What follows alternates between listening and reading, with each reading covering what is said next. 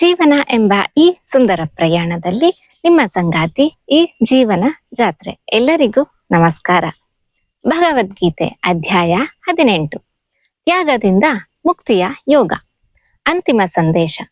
ನಮ್ಮ ದೈನಂದಿನ ಹೋರಾಟದ ಜೀವನದಲ್ಲಿ ಎದುರಾಗುವ ಅನಿವಾರ್ಯತೆಗಳು, ಆತಂಕ, ಗೊಂದಲ ಮತ್ತು ನಿರಾಸೆಗಳ ಮೂಲಕ ನಮಗೆ ಸರಿಯಾದ ಹಾದಿಯನ್ನು ತೋರಿಸುತ್ತದೆ. ಅರ್ಜುನನು ಅನುಭವಿಸಿದ ಸಂಪೂರ್ಣ ಮಾನಸಿಕ ಕುಸಿತದಿಂದ ಹಿಡಿದು ಅಂತಿಮವಾಗಿ ಅವನು ಪಡೆದ ಸಂಪೂರ್ಣ ಸ್ವಯಂ ನಿಯಂತ್ರಣ, ಆಂತರಿಕ ಶಕ್ತಿ ಮತ್ತು ವಿಜಯೋತ್ಸವದ ಸ್ಪಷ್ಟತೆಯವರೆಗಿನ ಮಾನವ ಮನಸ್ಸಿನ ಅದ್ಭುತ ಪ್ರಯಾಣವನ್ನು ಇದು ಸುಂದರವಾಗಿ ಚಿತ್ರಿಸುತ್ತದೆ.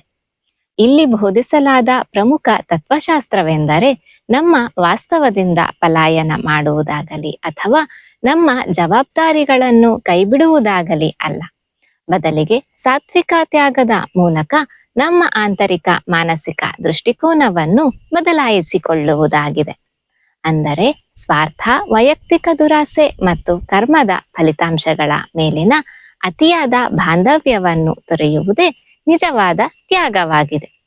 ನಮ್ಮ ಅಹಂಕಾರ ಅಥವಾ ಆಸೆಗಳು ನಮ್ಮ ಕಾರ್ಯಗಳನ್ನು ನಿಯಂತ್ರಿಸಲು ಬಿಡದೆ, ನಮ್ಮ ಕಾನೂನುಬದ್ಧ ಕರ್ತವ್ಯಗಳನ್ನು ಸಂಪೂರ್ಣ ಸಮರ್ಪಣಾ ಭಾವದಿಂದ ನಿರ್ವಹಿಸಿದಾಗ ಮತ್ತು ನಮ್ಮ ಕೆಲಸವನ್ನು ದೇವರಿಗೆ ಅರ್ಪಿಸುವ ಪೂಜೆಯಂತೆ ಭಾವಿಸಿದಾಗ ನಾವು ಒತ್ತಡ ಮತ್ತು ಮಾನಸಿಕ ಬಂಧನಗಳ ಸರಪಳಿಯಿಂದ ಮುಕ್ತರಾಗುತ್ತೇವೆ.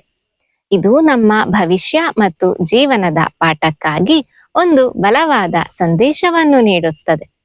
ನಿಜವಾದ ಸ್ವಾತಂತ್ರ್ಯ ಮತ್ತು ಶಾಶ್ವತ ಶಾಂತಿಯು ನಾವು ಗಳಿಸುವ ಬಾಹ್ಯ ಪ್ರತಿಫಲಗಳಿಂದ ಬರುವುದಿಲ್ಲ.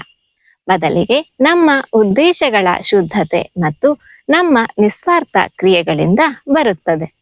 ನಾವು ನಮ್ಮ ವೈಯಕ್ತಿಕ ಹೆಮ್ಮೆಯನ್ನು ಬದಿಗಿಟ್ಟು ನಮ್ಮ ಜೀವನದ ಹಾದಿಯನ್ನು ಉನ್ನತ ದೈವಿಕ ಸಂಕಲ್ಪಕ್ಕೆ ಒಪ್ಪಿಸಿದಾಗ ಸಮೃದ್ಧಿ, ಜಯ, ವೈಭವ ಮತ್ತು ಆಧ್ಯಾತ್ಮಿಕ ವಿಕಾಸವು ನಮ್ಮನ್ನು ಹುಡುಕಿಕೊಂಡು ಬರುತ್ತದೆ.